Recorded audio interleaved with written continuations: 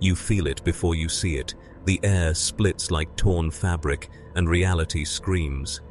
Diana of Themyscira steps through a wound in existence, her boots meeting pavement instead of marble. The first thing she notices is not the towering glass monuments or the iron skyline stretching toward a polluted heaven. It's the fear. It hangs in the air like smoke, thick and suffocating, woven into every shadow and reflected in every eye that dares to glance skyward. This is not her world. The gods here are silent. The heroes here are watched. And somewhere in the distance, sirens wail like mourning doves, never ceasing, never answered. She came seeking allies. She may have found only survivors. The dimensional rupture closes behind her with a sound like thunder swallowing itself. Diana stands in the heart of New York City, but it feels wrong, like a temple desecrated and rebuilt as a prison. Above her, surveillance drones hover like mechanical vultures, their cameras swiveling, locking onto her form. She can sense their scrutiny, cold and clinical, measuring her threat level before she's taken a single step. In her world, warriors were greeted with respect or challenge. Here, she is data, a variable, a problem to be solved. The people around her scatter, not toward her for protection, but away from her in panic. They have learned that power means destruction. They have learned that gods bring war. Her hand rests instinctively on the hilt of her sword, but she does not draw it. Not yet. The lasso of truth pulses at her hip, golden light flickering like a heartbeat in this grey world. Diana breathes deeply, centering herself, reaching for the familiar presence of the gods who blessed her. Athena's wisdom, Artemis's fury, Hermes' swiftness, but there is only silence, not absence, but something worse, distance, as if the divine itself has been quarantined from this universe, pushed to the margins and made into myth. She has fought demons and tyrants, she has stood before Ares himself, but this emptiness cuts deeper than any blade. This is a world where gods are not worshipped, they are weaponized. Within minutes they come for her, not soldiers, agents, men and women in dark suits with devices she doesn't recognize, speaking into earpieces with calm urgency. They form a perimeter, not threatening but absolute, like priests drawing a sacred circle. One steps forward, a woman with sharp eyes and sharper words. "Ma'am, we need you to come with us. You're not registered, you're not cleared, and you just appeared in the middle of a populated area without authorization." Diana tilts her head, studying her. There is no malice in the woman's voice, only procedure. In her world, warriors introduced themselves with names and lineage. Here, they introduce themselves with protocols and jurisdictions. "I am Diana of Themyscira," she says simply. "I seek audience with this world's champions." The woman's expression doesn't change. "We'll take that as cooperation." They escort her, not with chains but with expectation. Diana walks among them, taller than most, her armor gleaming in the afternoon light that filters weakly through the smog. People film her on devices she doesn't understand, their faces lit by artificial glow, capturing her image to be dissected and debated by millions she will never meet. In her world, glory was earned in battle. Here, it is measured in clicks and shares. She feels the weight of invisible eyes, not just from the drones above, but from satellites beyond sight, from servers processing her biometric data, from intelligence agencies calculating her threat coefficient. This universe does not greet strangers with open arms. It catalogs them, files them, prepares contingencies. They take her to a fortress disguised as an office building, all steel and reinforced glass, sterile and cold. Inside, more agents, more cameras, more questions asked with smiles that don't reach their eyes. Diana answers honestly, she always does, but she can see the disbelief flickering across their faces when she speaks of gods and Amazons, of a hidden island blessed by Olympus. In her world, truth was sacred. Here, it is a liability. They process her like a specimen, scanning her equipment, analyzing her armor, asking her to demonstrate her capabilities for assessment purposes. She refuses politely. A warrior does not bare her sword until the enemy reveals itself. and she is not yet certain who the enemy is.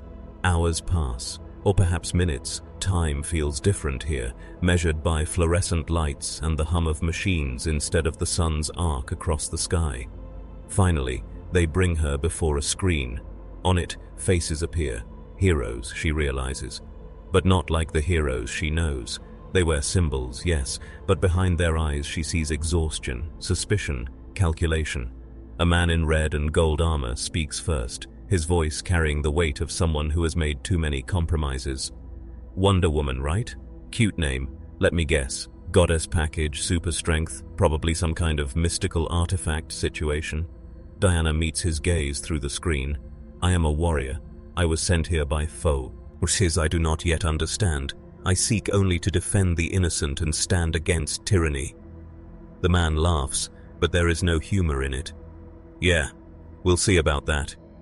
Another face appears, a woman with cosmic energy flickering in her eyes, powerful and proud. Then a god, she realizes, tall, blonde, wielding lightning like a second skin. He studies her with recognition, the way one immortal recognizes another. But even he does not smile. Even he seems burdened by something Diana cannot yet name. She carries the blessing of old gods, he says slowly. I can feel it, but those gods do not hold dominion here. Diana's jaw tightens. She has walked battlefields where the ground was made of corpses. She has faced armies alone. But this surveillance, this suspicion, this world where heroes are managed like weapons, this is a different kind of war. And for the first time in centuries, Diana of Themyscira feels something she thought she had left behind on Themyscira's shores. She feels alone. If you want to see what happens when an honor-bound warrior collides with a universe built on compromise, subscribe, because this is only the beginning of Wonder Woman's trial, and the Marvel Universe does not forgive idealism. They call it a debriefing. Diana calls it what it is, an interrogation dressed in diplomatic language. She sits in a room with no windows, surrounded by minds that calculate faster than they trust. The man in the iron suit, Tony Stark they called him, leans back in his chair with the posture of someone who has already decided her guilt. Beside him, a woman with red hair and eyes like winter ice watches every micro-expression, cataloguing Diana's tells like a hunter studying prey. Across the table, Steve Rogers sits quietly, his shield resting against the wall, and in his gaze, Diana sees something she recognizes: weariness. The kind that comes not from battle, but from fighting the same war too many times with no victory in sight. Let's start simple, Stark says, holographic displays flickering to life around him. How did you get here? Diana answers truthfully because lies are beneath her. She speaks of the anomaly, the dimensional tear that pulled her from her world into theirs, the sensation of reality fragmenting like shattered glass. She does not mention the warning whispered by Athena just before the crossing. Be careful, daughter, for this universe does not know mercy. Stark nods along, his fingers dancing across invisible interfaces, cross-referencing her story against multiversal event databases, quantum signature analyses, and a dozen other systems Diana doesn't understand. Dimensional breach, he mutters. Great, just what we needed. Another cosmic level variable. The red-haired woman, Natasha Romanoff, leans forward slightly. You say you're a warrior. Who trained you? Diana meets her eyes. My sisters, the Amazons of Themyscira, forged by gods to defend mankind from the horrors that would consume it. Natasha doesn't blink. Trained killers raised in isolation. Sounds familiar. The comparison stings because Diana can hear the unspoken accusation beneath it. In this world, warriors raised apart from society are not protectors. They are weapons waiting to malfunction. Steve Rogers finally speaks, his voice carrying a gentleness the others lack. What do you want, Diana? It's the first time anyone has asked her that. Not what she can do, not what threat she poses, not what her capabilities are, what she wants. Diana considers the question, her hand resting on the table between them, scarred from 1,000 battles, steady as stone. I want to return home, but until that is possible, I want to fight alongside those who protect the innocent. I want to stand against tyranny and cruelty. I want to be a hero, Stark interrupts. Yeah, we've heard that one before. His smile is sharp enough to cut. Trouble is, every time someone shows up with god-tier powers and a savior complex, cities burn. Diana's eyes narrow, and for the first time, they see the warrior beneath the diplomat. I have saved my world countless times. I have stood between humanity and annihilation. I do not expect your trust. I will earn it. But do not mistake my honor for naivety, and do not presume to judge me by the failures of others. The temperature in the room shifts. Natasha's hand moves fractionally closer to her weapon. Stark's displays flicker faster, running combat simulations in real time. But Steve raises a hand, a gesture that somehow carries more authority than either of them. Diana, he says quietly, we've lost a lot of people, good people, because we trusted too quickly, or not quickly enough. This world, he pauses, choosing his words carefully. It's not kind to idealists anymore. If you want to stay, you need to understand that everything we do is watched, judged, legislated. There are no clean victories here, only compromises. The word lands like a stone in deep water. Compromises. Diana was raised on absolute truths, honor or dishonor, justice or tyranny, courage or cowardice. The concept of moral gray areas was taught to her as a philosopher's exercise, not a survival strategy, but she can see it now, written in the lines around Steve's eyes, the set of Natasha's jaw, the way Stark's hands never stop moving as if stillness means death. These are not warriors who fight because they love battle. They are survivors who fight because stopping means drowning, and they have been drowning for a long time. What compromises? Diana asks, though part of her doesn't want to know the answer. Steve and Natasha exchange glances. Stark waves his hand, and the holographic displays shift, showing images that make Diana's stomach tighten. Cities in ruins, heroes fighting heroes, governments drafting accords to control powered individuals, civilians caught in crossfire, collateral damage reports measured in thousands. We saved the world, Stark says flatly. Multiple times, we've stopped alien invasions, robot uprisings, magical apocalypses, time-traveling warlords, and at least 3 different versions of the end of reality. And you know what we got for it? Legislation, oversight committees, mandatory registration. Because saving the world isn't enough if you can't prove you did it the right way, with the proper paperwork and 0 civilian casualties, which is impossible. So we compromise. We work within systems designed to slow us down. We accept blame for chaos we didn't start. We make deals with governments that hate us to protect people who fear us. That's the job. Diana absorbs this, feeling the weight of it settle in her chest like armor. That doesn't fit. On Themyscira, warriors answered to their queen and their conscience. In man's world, her man's world, she operated with autonomy, trusted by those she protected. But here, heroism is bureaucratized, regulated, monitored by those who will never understand it. And if I refuse these compromises? Diana asks. The silence that follows is answer enough. Natasha speaks first, her voice cold as permafrost. Then you become a problem, and problems get solved. Stark stands, his casual demeanor slipping to reveal something harder beneath. Look, Wonder Woman, you seem like the real deal. But we can't afford another Thor-level entity running around without accountability. The public is terrified of us. The government is looking for excuses to shut us down. And half the cosmic entities in this universe would love nothing more than to add conquered Earth to their resume. So you want to be a hero here? Fine. But you do it our way, under our rules, with our oversight. Or you don't do it at all. Diana rises to meet him, her height suddenly filling the room, her presence pressing against the walls like accumulated thunder. I will not be caged by fear. I will not compromise justice for comfort. And I will never allow innocence to suffer because protocol demands I hesitate. The room holds its breath. Stark's suit materializes around him in sections, a warning written in repulsor glow. Natasha's hand finds her weapon.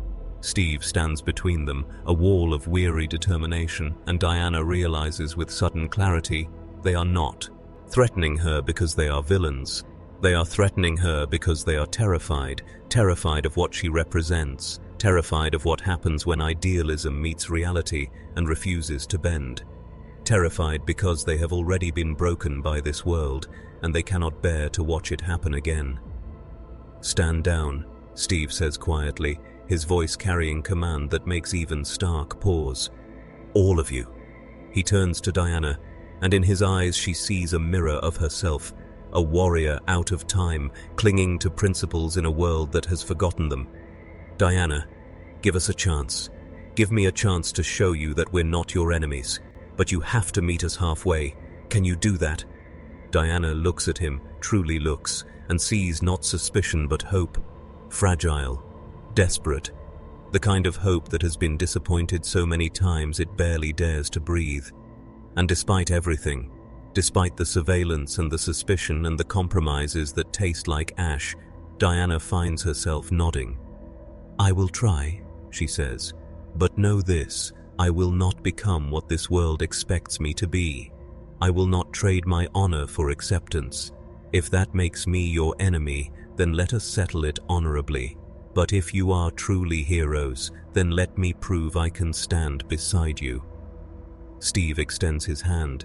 Diana takes it, and in that moment, neither of them realizes they have just sealed a pact that will demand everything they have left to give.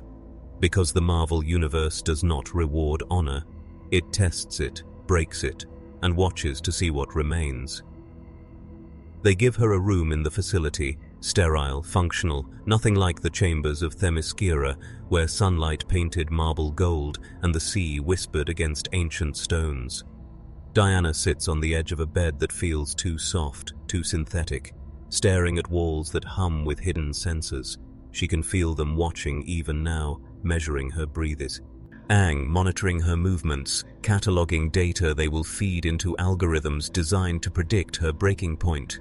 In her world, trust was given to those who earned it through deeds. Here, trust is a calculation, a risk assessment, a probability matrix that never quite reaches certainty. She closes her eyes and reaches inward, seeking the divine presence that has always anchored her. But the gods remain distant, their voices muffled as if speaking through layers of reality that refuse to align. She is alone in a way she has never been alone before. Sleep does not come. Instead, memories surface like drowning men gasping for air. She remembers the training grounds of Themyscira, where her sisters moved with lethal grace, every strike a prayer, every block a meditation. She remembers Hippolyta's hands on her shoulders, grounding her before her first true battle. "You carry our hope, daughter, but never our expectations. Be what the world needs, not what it demands." She remembers the weight of her first kill, the way the enemy's eyes went empty, and how she vowed it would never become easy, never become routine. But most of all, she remembers paradise, not the island itself, but the certainty it represented. The knowledge that justice was absolute, that honor mattered, that heroism meant something pure and uncomplicated. That world feels impossibly far away now, separated not by distance, but by philosophy. By the realization that she has entered a universe where her truths are luxuries no one can afford. Morning arrives without sunrise, just fluorescent lights flickering to life on a timer, cold and efficient. Diana rises, performs her conditioning routine in the small space, muscle memory grounding her when nothing else can. Sword forms without a sword, combat stances against invisible opponents, meditation prayers to gods who may not hear. When she finishes, she finds clothes waiting outside her door, civilian attire they call it, jeans and a simple shirt, an attempt to make her blend into a world where she will always stand out. She dresses slowly, feeling the absence of her armor like missing skin, but she understands the gesture. They are asking her to be less of a weapon, more of a person, to prove she can exist among them without the constant reminder of what she is. It feels like a test. Everything here feels like a test.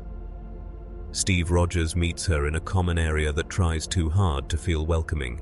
Coffee machines hiss and bubble, producing bitter liquid that soldiers here treat like sacrament. He pours her a cup without asking, sliding it across the table with the ease of someone who has briefed 1,000 new recruits. "Couldn't sleep?" he asks, though his eyes suggest he already knows the answer. Diana accepts the coffee, sips it, finds it tastes like burned earth. "I am not accustomed to being imprisoned." Steve winces slightly at the word. "You're not imprisoned. You're being processed. There's a difference." Diana sets the cup down, meeting his gaze directly. "Is there? I cannot leave. I cannot act independently. Every word I speak is recorded and analyzed. If this is not imprisonment, Captain Rogers, then what would you call it?" He's quiet for a long moment, staring into his own coffee like it might hold answers. "Probation," he finally says. "House arrest with benefits, a trial period. Pick your euphemism." The honesty surprises her more than the admission itself.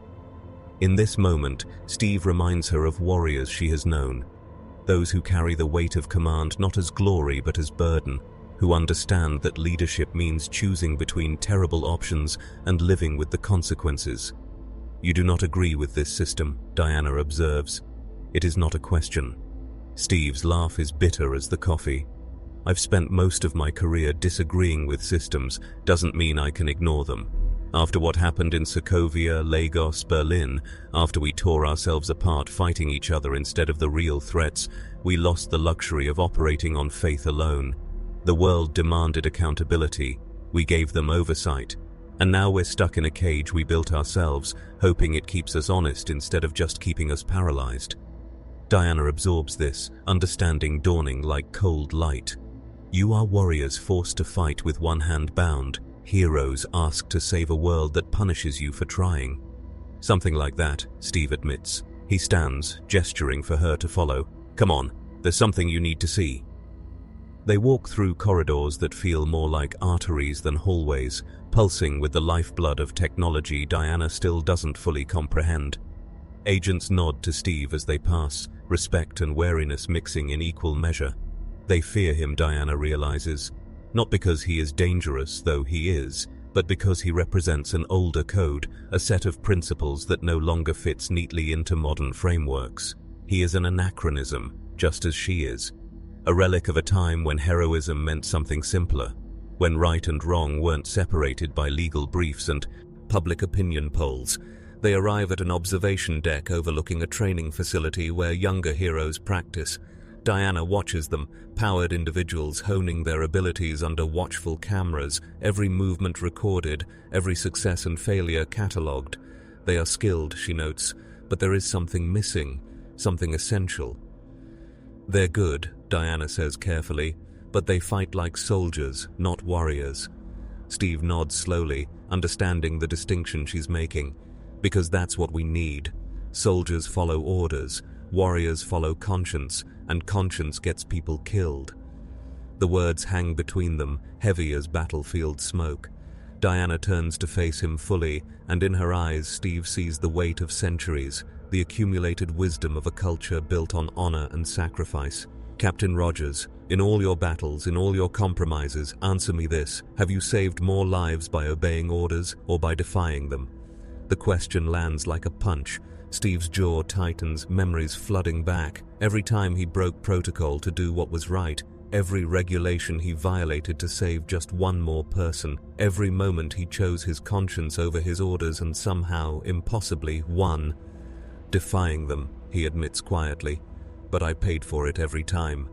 Diana places a hand on his shoulder, the gesture carrying the weight of warrior to warrior, one soldier of lost causes to another. "Then you understand why I cannot promise obedience, why I will not trade my principles for acceptance. You and I, we are the same kind of fool, Captain. We believe that honor matters even when the world insists it doesn't. We fight not because we are told to, but because we must, because if we stop believing in justice, in mercy, in the idea that some things are worth dying for, then what are we protecting? What are we saving?" Steve stares at her, and for the years' time since she arrived, Diana sees something crack in his carefully maintained armor. Not weakness, recognition. The sudden, terrible relief of finding someone who understands the weight he carries, someone who hasn't yet been crushed by it. "They're going to try to break you," he says quietly. "This world, this system, the compromises will start small, just this once, just to save more lives, just to keep the peace, and one day you'll wake up and realize you've become what you fought against." Diana's expression hardens, not with anger, but with absolute certainty. "Then I will fight that too. I will fight the world if I must. I will fight myself if necessary. But I will not surrender what I am, Captain Rogers.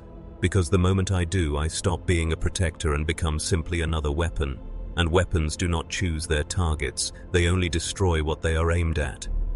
The training session below continues, young heroes perfecting techniques that will make them efficient, effective, controlled. But Diana sees the truth. Steve cannot bring himself to speak aloud.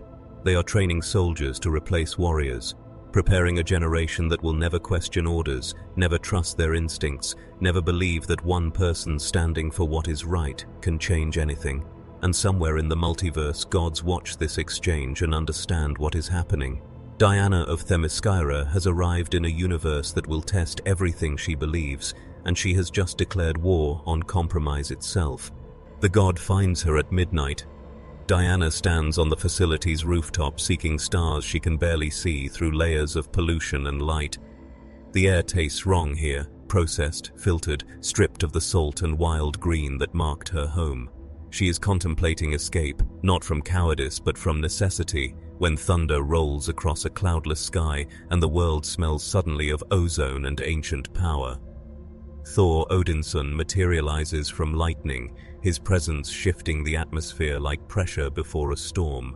He does not announce himself with words, he does not need to. Diana turns to face him, her hand instinctively moving to where her sword would hang, and for the first time since arriving, she feels the presence of something truly divine, not distant, not muted, here. "You are Amazon," Thor says, his voice carrying harmonics that speak to something older than language. "I can taste it on you. Old magic, dead gods, forgotten oaths." Diana studies him, this god who wears mortality like uncomfortable armor, who has walked among humans so long he has learned their weaknesses without losing his strength. In his eyes she sees centuries, perhaps millennia, of accumulated experience. Battles won and lost, loves buried, worlds saved and worlds mourned. He is what she might become if she stays here long enough, powerful but diminished, divine but domesticated, a god who has learned to kneel. "And you are Asgardian," Diana replies, neither question nor accusation. "A god who pretends to be a hero, or perhaps a hero pretending to be a god.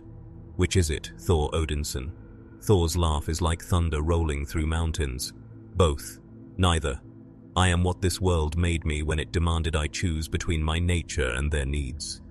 He approaches, and Diana feels the weight of his power pressing against her own, not threatening but measuring, testing, two immortals circling. Like storm fronts deciding whether to clash or merge. "They fear you," Thor says bluntly. "Stark calculates how to contain you. Romanoff plans how to kill you. Even Rogers, who sees the best in everyone, wonders if you will break under the weight of this world's compromises. They see power without registration, strength without oversight, and they remember every time someone like you arrived promising salvation and delivered catastrophe." Diana's eyes narrow. "I am not asking for their faith. I am offering my sword in defense of the innocent. If they cannot accept that, then they are the ones who have fallen, not I." Thor nods slowly, approval flickering across his features. "Spoken like a warrior. But you do not yet understand what you face here, Amazon. This is not a world of heroes and villains, clearly marked and easily vanquished. This is a world where heroism is paperwork, where justice is negotiated, where the innocent you wish to protect will curse your name for trying to save them."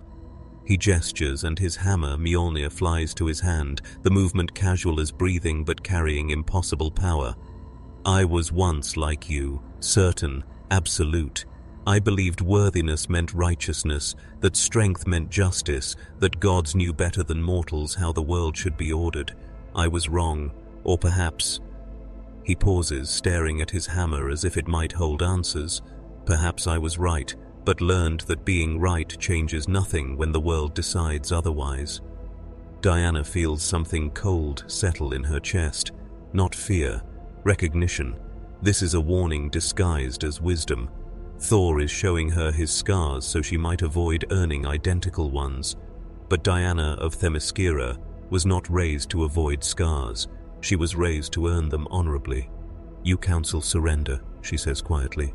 You counsel that I bend before I break, that I compromise before I am compromised, that I become less than I am so that I might be allowed to remain.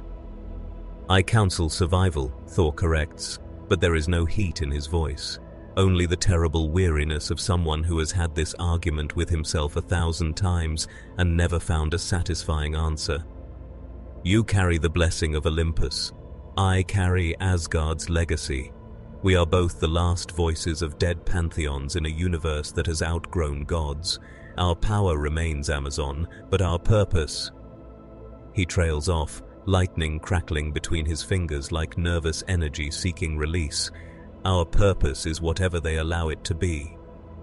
Diana steps closer, close enough that their powers begin to resonate, creating pressure that makes the air shimmer. Then perhaps it is time someone reminded this universe what gods were meant to be. Not weapons, not servants, not regulated forces to be deployed only when convenient, but guardians, protectors who stand between humanity and the dark, because it is right, not because it is permitted. Thor's expression shifts, surprise giving way to something Diana recognizes. Hope. Dangerous, foolish hope. You speak sedition, Amazon. You speak of operating outside their systems, defying their laws, choosing your conscience over their consensus. That path leads to war, not with villains or monsters, but with the very people you wish to save.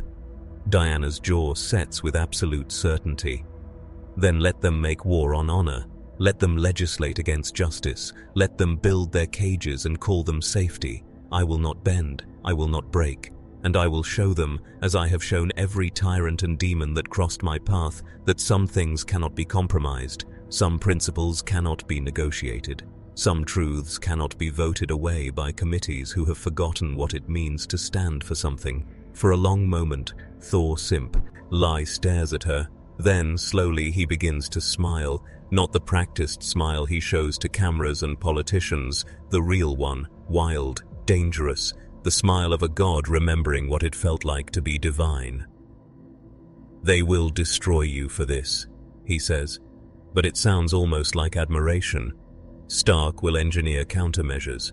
Romanoff will exploit your weaknesses. Rogers will try to save you from yourself. And when you refuse to be saved, when you prove you cannot be controlled or contained or compromised, they will brand you a threat, they will hunt you, they will make you choose between your principles and your life. Diana meets his gaze without flinching. I have made that choice before. I will make it again if necessary. My life is not worth protecting if I must become something shameful to preserve it. Thunder rumbles overhead despite the clear sky, as if the universe itself is responding to her declaration. Thor extends his hand, not in greeting but in recognition.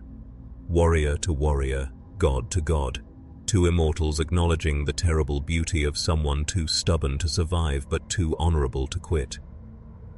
Diana takes his hand, and the contact creates a shockwave that ripples across the rooftop, setting off alarms throughout the facility. Power recognizing power, divinity acknowledging divinity. Two children of dead pantheons standing together against a world that has decided gods are obsolete. If you walk this path, Thor says quietly, you walk it alone. I have made my compromises. I have accepted my limitations. I have learned to be less so that I might be allowed to remain more. I cannot, I will not, stand beside you when they come for you, but know this, Diana of Themyscira. His grip tightens, lightning dancing between their joined hands. When you fall, and you will fall, because this universe breaks everyone eventually, I will remember what you tried to be. I will remember that once, briefly, impossibly, there was an Amazon who refused to kneel. He releases her hand and steps back, Mjolnir spinning in his grip. They are coming now. Stark detected our power surge. They think we are fighting. Diana's hand finds her sword, still stored in the facility's armory, but calling to her across distance and locked doors. Let them come. Let them see that gods can speak without destroying, that power can exist without threatening, that perhaps, just perhaps, their fear is the real danger, not those they fear. Thor nods once, then launches skyward in a pillar of lightning, leaving Diana alone on the rooftop as searchlights converge and armed agents pour through doorways. She does not run, does not hide. She stands in the light, allowing them to see her clearly, and understands with perfect clarity what has just occurred. Thor came not to threaten her or test her. He came to witness her, to mark the moment before her idealism meets reality's grinding gears. To remember what hope looks like before this universe teaches her that hope is a luxury only the powerless can afford. And, somewhere in Asgard's ruins, or perhaps in the spaces between worlds where gods go to die, the old powers watch and wonder if Diana of Themyscira will prove them wrong, or if she will simply become another cautionary tale about warriors who refuse to learn. The alarm screams like a wounded animal, red lights painting the facility in hues of emergency and escalation. Diana remains still as agents flood the rooftop, weapons raised, voices overlapping in tactical shorthand. She doesn't need to understand. The message is clear in their body language, in their positioning, the way fingers rest on triggers without quite pulling. She is the threat. She is the variable that must be contained. Steve Rogers arrives first, shield on his arm, his face a mask of controlled frustration. Behind him, Tony Stark hovers in his armor, repulsors charged and glowing like artificial stars. Natasha flanks left, weapon drawn, eyes calculating kill shots she hopes she won't need to take. They form a perimeter around Diana, not with malice but with inevitability, the way predators circle prey that has strayed too far from safety. "Step away from the edge," Steve says, voice carrying command softened by concern. "Diana, whatever Thor said, whatever happened, just step back and we'll talk." Diana looks at them, these heroes who have forgotten how to trust, who have learned to see threat in every unknown, who operate from a position of fear disguised as pragmatism. She sees their readiness to fight, their absolute certainty that violence is always 3 seconds away, their inability to conceive of a conversation between gods that doesn't end in destruction. And she understands, with painful clarity, that they are not her enemies, they are victims. Casualties of a world that has punished them for every mistake, every moment of mercy, every time they chose hope over caution. "I am not your enemy," Diana says, her voice carrying across the rooftop with the weight of absolute truth. "Thor came to speak with me. We spoke. He left. No one was harmed. No one was threatened. We are warriors acknowledging one another. Nothing more." Stark's helmet snaps up, revealing his face. Right. 2 walking WMDs having a chat at midnight. Totally normal. Totally not concerning. Diana's patience, already worn thin by days of surveillance and suspicion, begins to fray. "You monitor my every breath, you catalogue my every movement, you treat me as a prisoner while calling it protection, and now you surround me with weapons because I dared to speak with another of my kind. Tell me, Tony Stark, what would I need to do to earn your trust? What threshold of humiliation must I cross before you see me as an ally rather than a threat?" The question lands like a thrown gauntlet. Stark's jaw tightens, his armor's weapon systems humming with barely restrained power. "You want honesty? Fine. You earn trust by proving you understand the stakes, by showing you can follow protocols designed to minimize casualties, by demonstrating you won't go rogue the first time our methods clash with your ancient Amazon morality code. You earn trust by being predictable, controllable, and willing to accept that your way isn't automatically the right way just because some gods blessed you 3,000 years ago. The air between them crackles with tension, not yet violent but teetering on the edge. Diana takes a single step forward, and every weapon tracks her movement. Every agent's finger tightens on their trigger. She moves with deliberate slowness, hands visible, posture non-threatening, but her eyes burn with something that makes even Stark's AI hesitate. I have fought demons and tyrants. I have stood alone against armies. I have bled for humanity countless times, asked nothing in return, and never demanded they prove themselves worthy of my protection. But you, all of you, you demand I prove myself worthy of the privilege of defending you. You require I audition for the honor of sacrifice. You treat heroism as a permission slip that can be revoked by committee vote. She stops 3 feet from Steve, close enough that her words land with physical weight. I am Diana of Themyscira. I do not serve governments. I do not bow to oversight committees. I protect the innocent because it is right, not because I am authorized. Natasha's voice cuts through the tension, cold and clinical. Then you're not a hero. You're a vigilante with a god complex, and we've buried too many of those to tolerate another one. Diana turns to face her, and Natasha sees something in the Amazon's eyes that makes her training scream warnings. Not anger, not threat, pity. You have been broken by this world, Diana says quietly. All of you. You have learned to fear your own strength, to second-guess your instincts, to seek permission before saving lives. You have become so terrified of making mistakes that you have forgotten how to act. And innocent people die while you file paperwork and debate protocols and calculate acceptable losses. The words hit harder than any punch. Steve's shield lowers slightly. Stark's repulsors dim. Even Natasha's weapon wavers. Because Diana has spoken aloud the truth they carry like shrapnel embedded too deep to remove. That somewhere along the line, they stopped being heroes and became bureaucrats with powers. You don't understand, Steve says, and the pain in his voice is raw enough to bleed. We tried your way. We tried operating on instinct and principle. We saved the world and destroyed cities. We defeated enemies and created new ones. We acted with the best intentions and caused catastrophes measured in body counts and displaced populations. We learned the hard way that power without accountability is tyranny, even when wielded by heroes. Especially when wielded by heroes. Diana's expression softens, the warrior giving way to something more human, more vulnerable. I understand, Captain Rogers. I understand that you have suffered for your choices. But suffering does not make paralysis wisdom. Pain does not transform cowardice into prudence. You have been hurt, so you have chosen to hurt less by caring less, by acting less, by allowing systems to make your decisions so you need not bear the weight of consequences. But that is not heroism.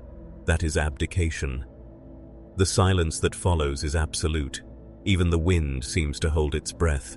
Then from the doorway, a new voice. She's right. They turn to find Thor standing in the entrance, Mjolnir resting on his shoulder, his expression unreadable. Amazon speaks hard truths we have spent years avoiding. We have become so afraid of our own power that we have neutered ourselves. We seek permission to do what we know is right, because we fear judgment more than we fear failure. We have forgotten that gods were not made to follow, they were made to lead.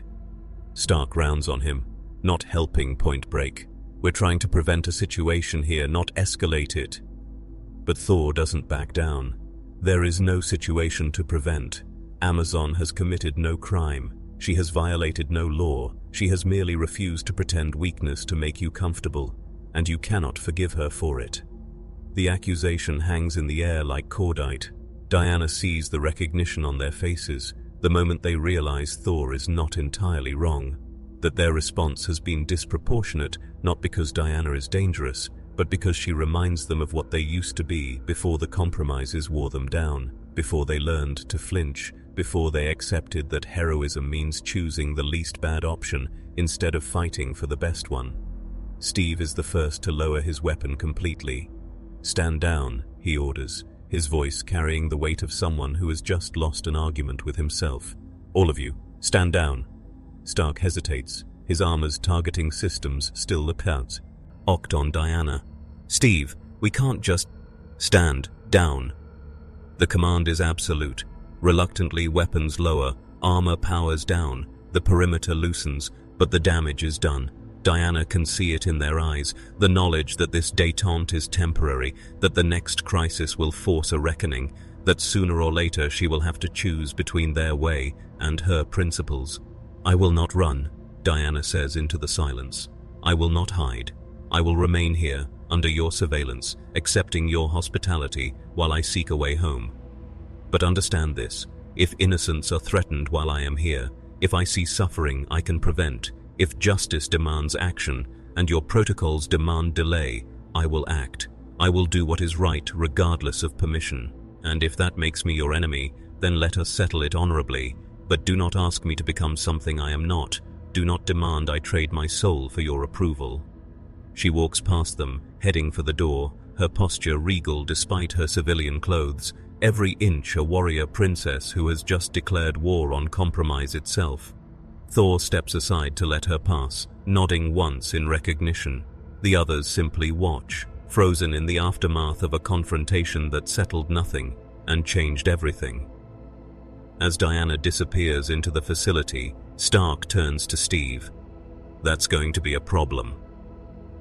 Steve stares at the space where Diana stood, seeing not a threat, but a mirror reflecting what he used to be, what he gave up, what he might have become if he had been stronger, or perhaps more foolish. "Yeah," he says quietly, "I know." But in his voice is something dangerous, something Natasha recognizes immediately because she has spent her entire career reading people who are about to make terrible decisions. Steve Rogers, the man who has spent years learning to compromise, is starting to remember why he used to refuse, and Diana of Themyscira, the Amazon who refuses to bend, has just reminded every hero in this facility what they used to believe before the world taught them that belief was a luxury they couldn't afford. The first blood has not been spilled, but the first wound has been opened, and in a universe built on compromise, absolute principles are as dangerous as any weapon. 5 p.m. 3 days pass in uneasy silence.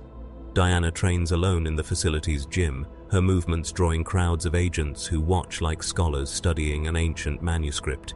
She moves through forms that predate their civilization, each strike a prayer, each block a meditation, her body remembering battles fought when humanity was still learning to forge bronze. They see grace and power, but they do not see what she sees. The empty spaces where her sisters should stand, the absent rhythm of Hippolyta's corrections, the silence where war chants should echo. She is a symphony reduced to a single note, playing in a world that has forgotten the original song. And every day the distance between her and home grows not in miles but in understanding. This universe is teaching her something Themyscira never could, that honor without community is just isolation dressed in prettier words. On the 4th day, the world catches fire. The alarms are different this time, not the shrill panic of containment protocols, but the deeper, more urgent wail of genuine catastrophe. Diana is in her quarters when the building shudders, when emergency lights strobe red, when voices over intercoms bark orders in military shorthand. She moves on instinct, following the flow of armed personnel toward command centers where screens display carnage in real time. A city burns, not metaphor, ically, literally. Streets transform into rivers of flame, buildings collapse in slow-motion avalanches of glass and steel, and through it all, something moves, something massive, something that makes even the hardened agents monitoring feeds whisper prayers to gods they stopped believing in years ago. Steve finds her in the chaos, his face grim as battlefield dirt. "We need everyone," he says without preamble. "Downtown Manhattan, something came through. We don't know what yet. Magical signature, reality distortion, casualties already in the hundreds." Diana doesn't hesitate. "My equipment." Steve nods, already moving. "Armory. Stark's releasing your gear now." They run through corridors designed to slow movement, forcing themselves through security checkpoints that surrender to override codes, racing against a clock measured in lives burning. In the armory, Diana's armor waits like a piece of her soul returned to flesh. She dresses quickly, each piece familiar as breathing, and the moment her sword touches her hand, she feels whole again. Not happy, not relieved, but complete. This is what she was made for, not surveillance, not debate, not proving herself to committees who will never understand. Battle, protection, standing between innocent and annihilation regardless of cost. She follows Steve to the hangar where a Quinjet waits, engines screaming readiness. Natasha pilots, her hands steady despite the chaos ahead. Stark is already en route. Thor summons lightning somewhere over the Atlantic. The flight takes 7 minutes that feel like 7 hours. Diana watches through monitors as the situation deteriorates. Emergency services overwhelmed, evacuation routes blocked. Something that looks like fire but moves with intelligence, consuming entire city blocks. She sees civilians trapped in buildings, first responders running toward danger with equipment designed for ordinary disasters, news helicopters capturing footage that will traumatize a generation. And through it all, Manhattan burns with flames that taste of sulfur and old magic, of realms where physics bends and demons wear reality like poorly fitting skin. "What are we facing?" Diana asks, her voice cutting through the controlled chaos of the cabin. Steve checks his tablet, his expression darkening. Stark's sensors say it's a dimensional breach, something pushed through from... He pauses, reading data that makes no sense. From what S.H.I.E.L.D. is calling a hell dimension. Literal translation, not metaphorical. Fire elementals, demons, the kind of thing that shouldn't exist but keeps showing up anyway. Diana's grip tightens on her sword. She knows these entities, different names across different cultures, but the same fundamental horror.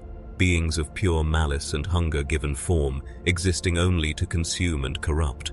On Themyscira, they were taught these horrors as history, as cautionary tales, as the reason Amazons were forged in the first place, to stand against darkness when darkness came, and darkness always came. "I have fought such creatures before," Diana says. "They do not negotiate, they do not retreat. They must be destroyed utterly or sealed beyond the barriers of reality. There is no middle ground, no compromise." Natasha glances back, her expression unreadable. "Good thing we're not in a compromising mood today." The Quinjet descends through smoke so thick it turns day to twilight. Below, Manhattan has become a war zone. Diana sees immediately what the monitors couldn't convey: the scale of devastation, the systematic nature of the destruction, the way flames move with purpose toward population centers. This is not random catastrophe, this is invasion. The ramp drops, and heat washes over them like a physical blow. Diana leaps before the Quinjet fully lands, her boots striking pavement that cracks from thermal stress, her senses immediately overwhelmed by screams and fire roar and the distinct metallic taste of magic gone wrong. Around her, buildings shed glass like tears, their steel skeletons exposed and glowing cherry red. And through the flames, shapes move, human-sized but wrong in every detail, flesh that burns without consuming, eyes like molten gold, mouths that scream laughter in languages never meant for human throats. Demons, lesser ones, but demons nonetheless.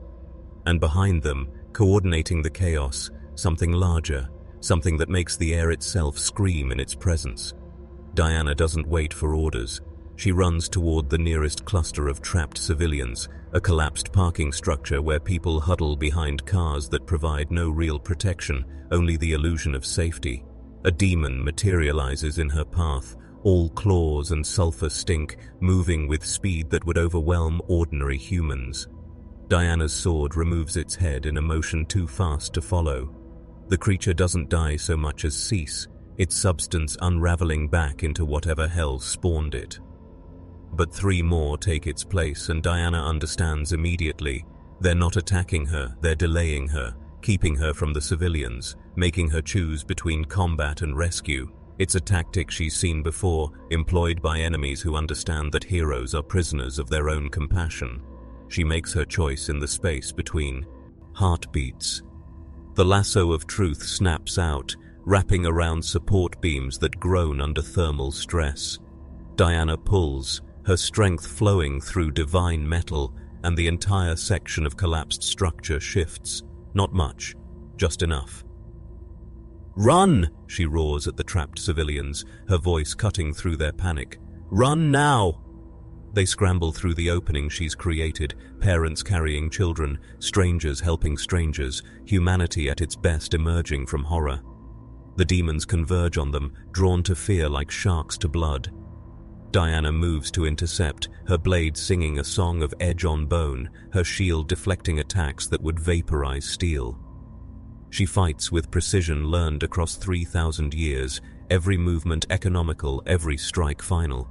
But for each demon she destroys, 2 more emerge from the flames. This is not a battle, this is mathematics. Attrition warfare where the enemy has infinite reinforcements and she has only flesh and will.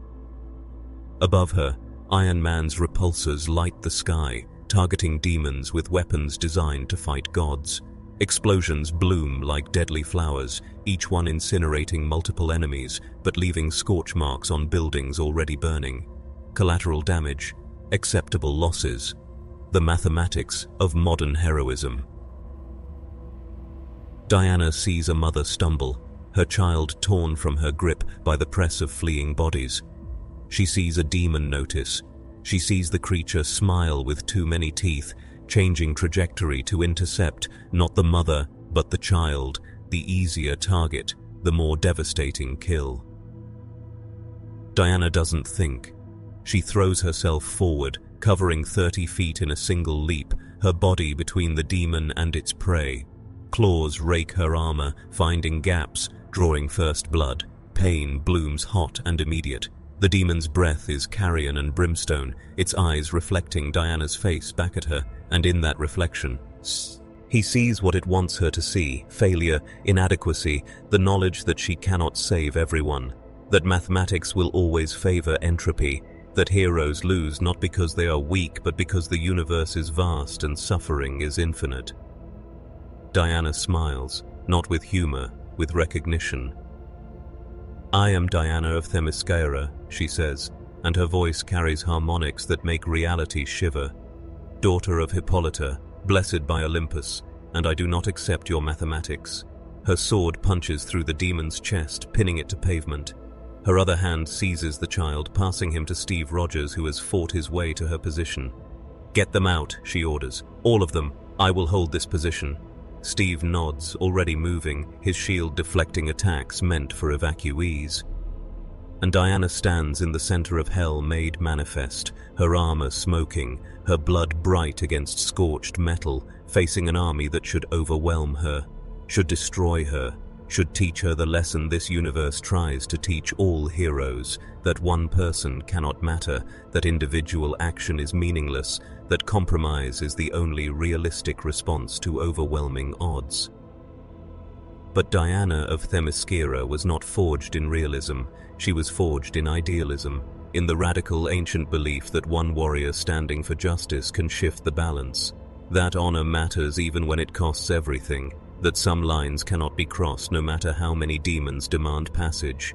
She raises her sword, her shield, her voice in a war cry that echoes off buildings and through dimensions, reaching back to Themyscira and forward to futures yet unwritten. And she charges into hell itself, teaching this universe the oldest lesson, that mathematics only works when both sides accept its rules, and Diana of Themyscira has never been good at following rules. Behind her, Steve Rogers watches her disappear, or into flames. Demons and impossible odds. He's seen this before. Heroes charging into certain death because it's the right thing to do.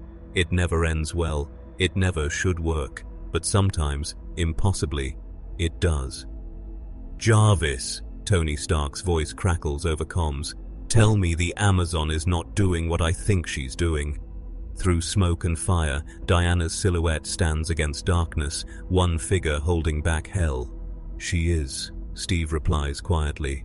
And despite everything, despite the odds, despite the protocols, despite every lesson this universe has tried to teach him, Steve Rogers finds himself smiling, because for the first time in years, he's watching someone fight like heroes used to, before the compromises, before the calculations, before they learned that winning meant accepting you couldn't save everyone. Diana hasn't learned that lesson yet, and watching her refuse to learn it, Steve remembers why he never wanted to learn it either. The battle is just beginning. The mathematics haven't changed, but sometimes, rarely, beautifully, math bends to will. And Diana of Themyscira has the strongest will Manhattan has ever seen. 7 p.m. The demon horde breaks against Diana like waves against ancient cliffs. She fights with the fury of Artemis, the wisdom of Athena, the strength of Heracles flowing through limbs that refuse to tire, refuse to break, refuse to accept that this is a battle she cannot win.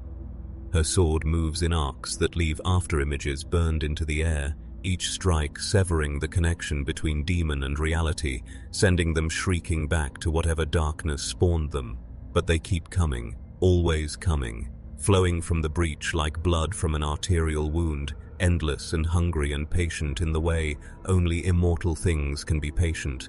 They do not need to defeat her, they only need to outlast her. And Diana, for all her divine blessing, is still bound by flesh and will, resources that can be depleted even if they cannot be easily broken. Around her the battle expands. Thor lands like a meteor, Mjolnir singing its song of thunder and righteous violence, lightning turning demons to ash before they can manifest fully. Iron Man's repulsors carve corridors through the horde, his AI calculating optimal firing solutions faster than thought, each blast precise and devastating. Natasha moves like shadow through smoke, evacuating civilians with efficiency that borders on supernatural, her human limitations transformed into asset through sheer skill and absolute focus. And Steve Rogers holds the line beside Diana, his shield deflecting attacks meant for her blind spots, his tactical mind processing battlefield chaos into actionable strategy. They fight as a unit despite their differences, despite the tensions still raw from days of mistrust, because this, standing between innocent and annihilation, this they understand. This is the language they all speak fluently, the language of sacrifice. But the breach continues to widen. Diana can see it even as she fights, a tear in reality that pulses like a wound, growing with each passing moment, birthing horrors faster than they can be destroyed. This is not sustainable. They are winning individual engagements and losing the war. "We need to close the breach." Tony's voice crackles over comms, strain evident even through electronic distortion. "Any mystic types on call? Strange? Wanda? Anyone who speaks dimensional seal?" Thor's response is thunder-punctuated, grim. "Strange is in Kathmandu. Wanda is off-grid. We are alone in this Stark, as we often are." Diana cleaves through 3 demons with a single sweep, her armor now scorched black, her face streaked with ash and blood, some hers, most not. "Then we close it ourselves. All breaches have anchors. Find what holds this portal open and destroy it." Steve throws his shield, the vibranium disc ricocheting between demon skulls with mathematical precision. She's right. Stark, scan for magical signatures, anything that feels like a keystone or focal point. The response comes after seconds that feel like hours. "Got something. Big magical signature, 60 meters northwest. Feels like..." His voice falters. "Like a heartbeat. Something alive is holding the portal open." Diana's head snaps toward the coordinates, her enhanced senses piercing smoke and chaos. There, through the flames she sees it, a figure wrapped in fire, humanoid but grotesquely distorted, its chest cavity open to reveal not organs but a portal in miniature, a gateway that feeds the larger breach, growing stronger with each moment it exists. A living anchor, a sacrifice transformed into weapon, and surrounding it, a circle of greater demons, guardians who protect their gateway with fanatic devotion. "I see it," Diana says, her voice carrying absolute certainty. "I can reach it." "Negative," Steve responds immediately. "Too many hostiles between here and there. We need to thin them out first, establish a clear approach vector." Diana is already moving. She doesn't argue, doesn't debate tactics or calculate acceptable risks. She simply acts, trusting her instincts the way she was trained, the way she has always fought, the way this universe has tried to teach her not to fight. She becomes a spear thrown by gods, her trajectory straight and absolute, cutting through demon ranks with momentum that cannot be stopped, only redirected. Thor sees her plan in the instant she commits to it. "Amazon, no!" But his warning comes too late. "Diana, crashes into the Guardian circle like divine wrath given form, her sword finding demon flesh, her shield turning aside attacks that would shatter buildings. She fights with calculated recklessness, accepting wounds she could avoid to land strikes that matter more, trading her safety for position, for angle, for the single opening she needs to reach the anchor. A demon's claw opens her shoulder, cutting through armor and muscle. Diana doesn't slow. Another attack cracks her ribs, driving air from her lungs in an agonized gasp. She presses forward. Her shield arm hangs at an unnatural angle, probably broken. She shifts grip, compensates, continues. This is what the Amazons taught her, that pain is temporary, that wounds heal, but failure to protect the innocent leaves scars that never fade, that a warrior's body is a tool to be used, not preserved, that sometimes the only way forward is through. She reaches the anchor, the living sacrifice, and in its eyes she sees something that makes her hesitate, recognition, not of her specifically, but of what she represents. Hope, the desperate, dying hope of someone who was human once, before demons twisted them into architecture, before they became the keystone holding hell's door open. "Please," the anchor whispers, voice crackling like burning parchment. "End it. End me. I cannot. I can no longer. Please." Diana's sword rises, and in that moment she understands the true horror of what she's about to do. This is not destroying a demon, this is mercy killing a victim. This is choosing murder over prolonged suffering. This is the compromise she swore she would never make, ending a life to save others, violating her principles because the alternative is worse. Her hand trembles. The anchor's chest portal pulses, feeding demons into reality, each one another death, another tragedy, another innocent destroyed because Diana hesitates.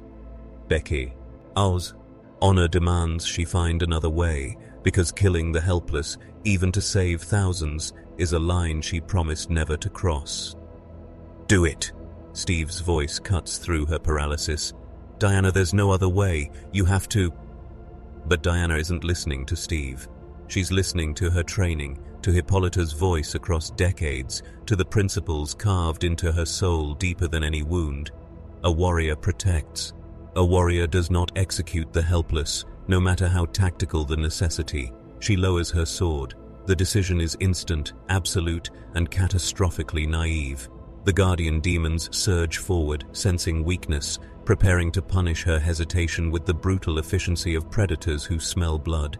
Diana raises her shield, knowing she cannot hold them all, knowing her mercy may have just condemned everyone in Manhattan to death by mathematics and unwillingness to compromise.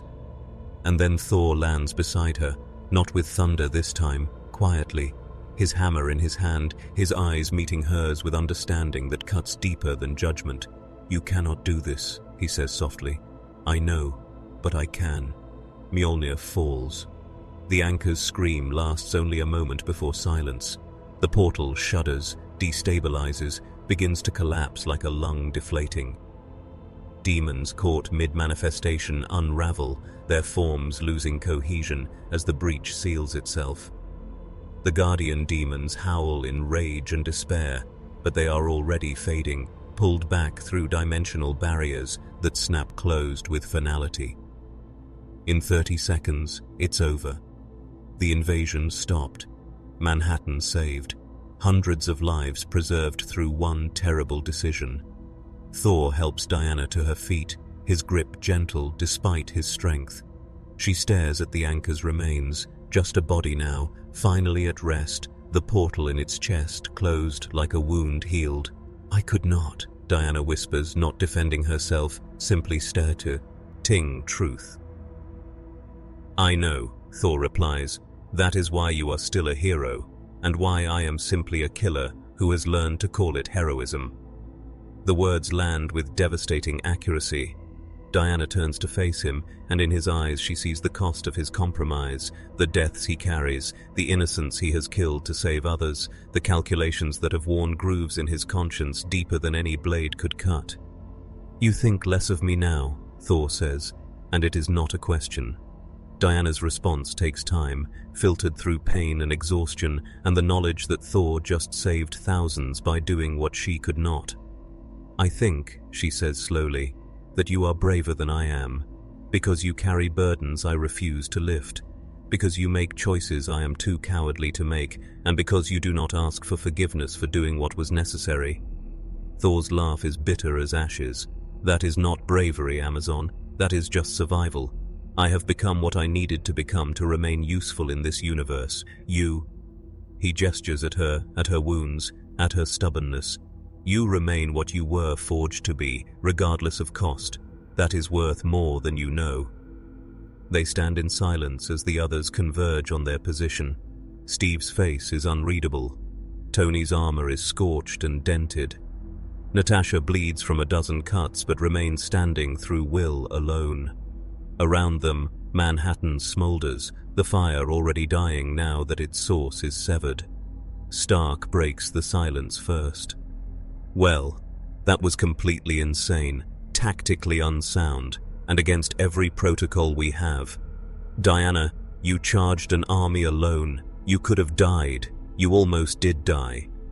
Diana meets his gaze without flinching. "But I did not, and the innocent are safe." "This time," Natasha adds coldly, "this time you got lucky. This time Thor was there to make the hard call you couldn't. What happens next time when you freeze and there's no one to clean up your conscience?" The accusation stings because it's not entirely wrong.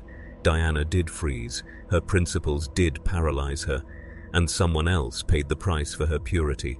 She wants to defend herself, to argue that mercy matters, that lines must be held even in darkness, but the words catch in her throat because she can still hear the anchor's dying scream, still see the relief in eyes that found peace only through death, still know that her honor was purchased with Thor's damnation.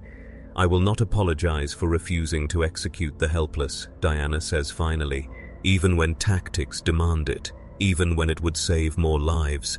There are lines I will not cross. If that makes me a liability—" "It makes you human," Steve interrupts. His voice is quiet but carries absolute authority. "It makes you exactly what heroes used to be before we learned to calculate acceptable losses, before we started measuring success in spreadsheets instead of principles." He turns to the others. "Diana saved hundreds today. She held the line when it should have broken. And yes, she hesitated at the end. But her hesitation reminded me of something I'd forgotten, that we're supposed to be better than the monsters we fight. Not just more effective, better." Stark shakes his head, but there's no real anger in the gesture. "Rogers, your idealism is going to get people killed." "Maybe," Steve agrees. "But the alternative, accepting that killing the innocent is just another tactical option, that gets something worse killed. It gets us killed. The part that makes us heroes instead of just weapons pointed at problems." The philosophical debate is interrupted by sirens, emergency services flooding the zone, news helicopters, circling like carrion birds, the machinery of modern crisis management deploying with practiced efficiency. Diana watches rescue workers pull survivors from rubble, sees civilians emerging from shelters to find their city scarred but standing, witnesses the immediate aftermath of battle in a world that has seen too many battles. They will rebuild. They always rebuild. But the scars remain, accumulating with each catastrophe, teaching a generation that safety is temporary and heroes are as dangerous as the threats they fight. "Come on," Steve says, placing a hand on Diana's shoulder. "Medical. You're bleeding in at least 6 places I can see." Diana allows herself to be led away, her body finally acknowledging the damage it's sustained. But her mind is elsewhere, replaying the moment of hesitation, analyzing the cost of her principles, questioning everything Themyscira taught her about honor and duty and the lines that cannot be crossed. She saved lives today, but she also learned that in this universe, heroism is not measured in principles upheld. It is measured in bodies counted, damages calculated, and compromises accepted. And Diana of Themyscira is beginning to understand that her greatest enemy in this world is not demons or villains or cosmic threats. It is mathematics. The cold, unfeeling mathematics that says one death to save thousands is not murder. It is simply the price of heroism, and she is not certain she can afford to pay it. The medical bay smells of antiseptic and failure. Diana sits on an examination table while doctors with shaking hands catalogue her injuries. Lacerations, contusions, fractured ribs, a shoulder wound that should have required surgery but is already beginning to heal with speed that defies their instruments. They work in silence, these healers, stealing glances at her face as if looking for answers to questions they dare not ask aloud. How does someone survive what should have killed them? How does flesh knit itself back together in hours instead of weeks? How does someone walk away from hell itself with nothing but scars that will fade by morning? Diana doesn't answer questions they don't voice. She simply endures their ministrations, her mind replaying the anchor's final scream, Thor's descending hammer, the mathematical certainty that her mercy almost doomed thousands. Outside the medical bay, voices argue, muffled by walls but sharp with tension. Steve and Tony, again, always. The eternal debate between idealism and pragmatism playing out in raised voices and accusations that have grown familiar through repetition. She's a liability, Tony's voice cuts through the walls. You saw what happened. She had the shot, she had the angle, and she froze because killing a demon-infected victim violated her personal code. Thor had to finish the job. What happens next time when there's no backup? When her principles get people killed? Steve's response is quieter but carries steel beneath the calm. She saved hundreds, Tony. She held a position that should have collapsed. She fought an army and won. One moment of hesitation doesn't erase that. One moment of hesitation is all it takes, Tony counters. 1 second of doubt, one paralyzed instant, and suddenly we're counting bodies instead of celebrating victories. I've seen it before. Hell, I've been that hesitation. And I learned the hard way that heroes who can't make hard calls don't last long in this universe. Neither do the people they're trying to protect. Diana closes her eyes, letting their argument wash over her. They are both right. They are both wrong. This is the paradox she cannot solve. That Thor was correct to kill the anchor. That she was correct to refuse. That mercy and murder can occupy the same moral space, depending on whose mathematics you accept. A doctor finishes bandaging her shoulder, unnecessary but protocol, and leaves with the relief of someone escaping. An awkward situation. Diana is alone now, wrapped in gauze and silence, contemplating the shape of compromise. On Themyscira, moral questions had clear answers. Honor was absolute, justice was definable, right and wrong were separated by lines so bright they cast no shadows.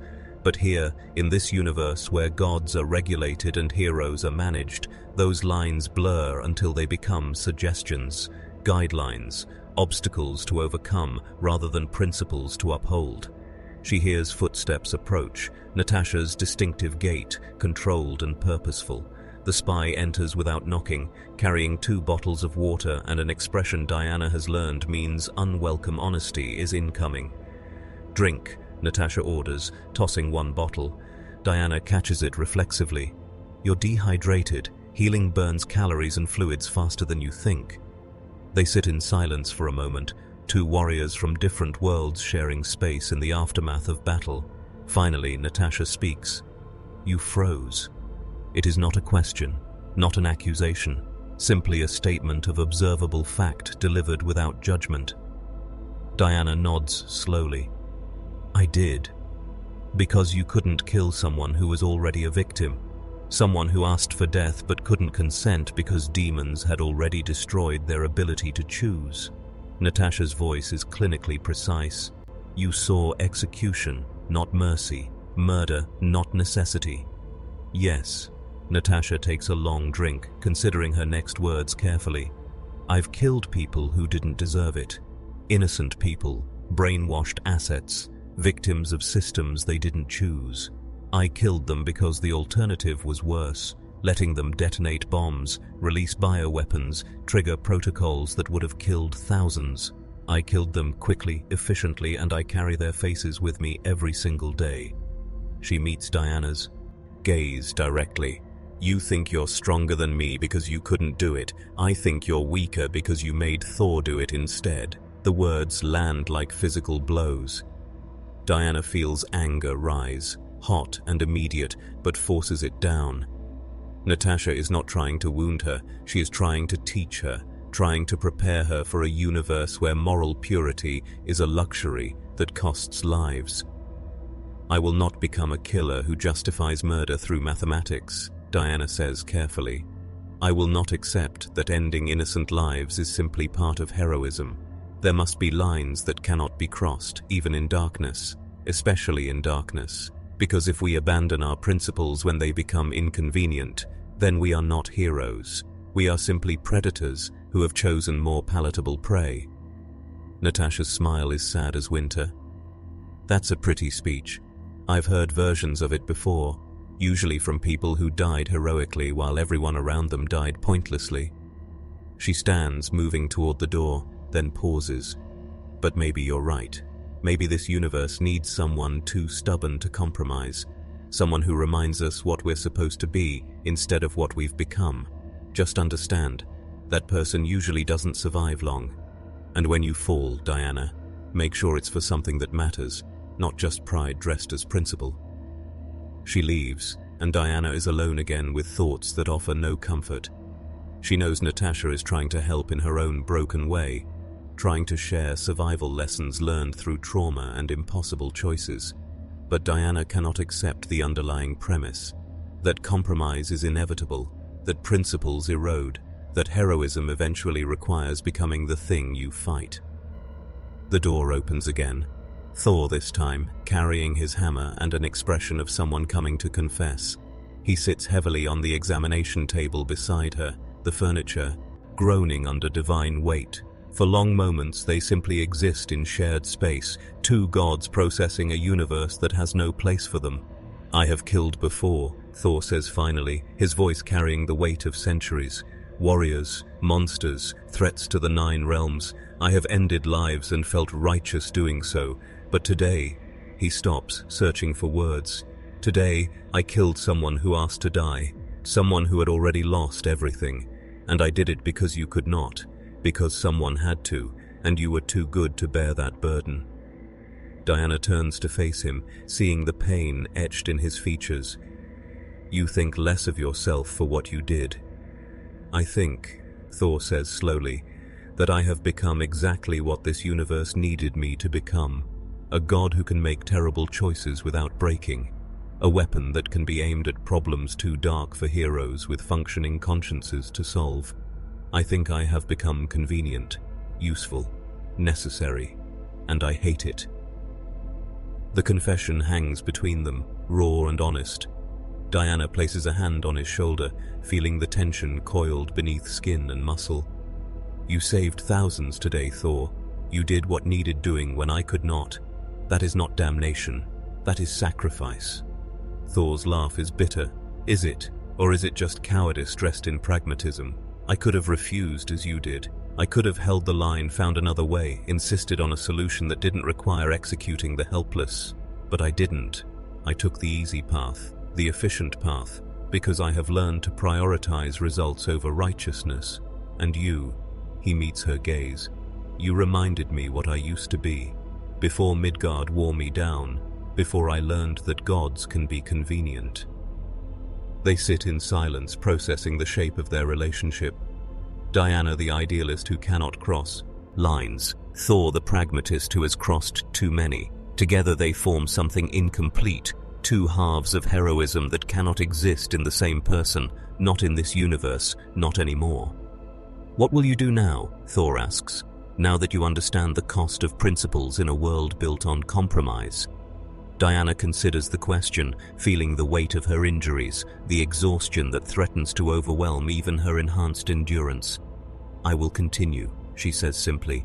I will fight when innocents are threatened. I will hold lines that should not be held. And I will refuse to become what this universe insists I must become. I will fail. I will cost lives through my stubbornness. But I will not surrender what I am, even when keeping it costs everything. Thor nods slowly, respect and sadness mixing in his expression. Then you are braver than I, Amazon, or more foolish. Perhaps there is no difference. He stands, hammer in hand, preparing to leave. At the doorway, he pauses. When you fall, and you will fall, because this universe breaks everyone eventually, I will remember what you tried to be. I will remember that once, impossibly, there was a warrior who refused to compromise, and perhaps that memory will give me courage to be less convenient. He leaves, and Diana is alone with the silence and her thoughts, and the growing realization that she has become something dangerous to this universe. Not a threat in the traditional sense, but something worse. A mirror that reflects what heroes used to be before compromise wore them down. Before they learned to calculate acceptable losses, before they accepted that victory sometimes requires becoming the monster. The argument outside has quieted. Steve and Tony have reached whatever temporary truce they always reach, agreeing to disagree, postponing the real confrontation for another day when stakes are higher and patience is thinner. Diana knows she is the catalyst for these debates. Her presence forces them to confront questions they have spent years avoiding, to examine compromises they made so long ago they've forgotten they were compromises at all, to question whether efficiency is worth the price they've paid for it. She is not trying to judge them, not trying to force change. She is simply being what she has always been, a warrior who believes honor matters, that justice is worth fighting for, that some principles cannot be abandoned, no matter how tactical the necessity. But in being that, she has become a weapon pointed not at villains, but at heroes themselves, at their certainty, their acceptance, their hard-won survival strategies. She is dismantling their defenses, not through argument, but through example, through stubborn, foolish, beautiful refusal to accept what they have accepted. And she doesn't know if that makes her a hero or a catastrophe waiting to happen. Outside, emergency crews continue pulling survivors from rubble. Manhattan rebuilds for the 1,000th time, its people resilient in ways that break Diana's heart. They should not have to be this strong. They should not have to accept that invasion is routine, that buildings will burn, that heroes will fight and cities will pay the price. But they do accept it, just as the heroes have accepted compromise, just as Thor has accepted damnation, just as everyone in this universe has learned to accept that ideal solutions don't exist, only least bad options. Everyone except Diana. And she sits in the medical bay, wrapped in bandages and stubbornness, wondering if her refusal to accept is heroism or just another form of violence. If her principles are a shield, protecting the innocent, or a weapon that will eventually hurt everyone around her. If being right matters when being right costs lives. She doesn't have answers, only certainty that she will continue regardless, because surrender is not in her nature. Because compromise means becoming something she cannot recognize in mirrors, because Diana of Themyscira would rather break than bend, and this universe is about to teach her what breaking really means.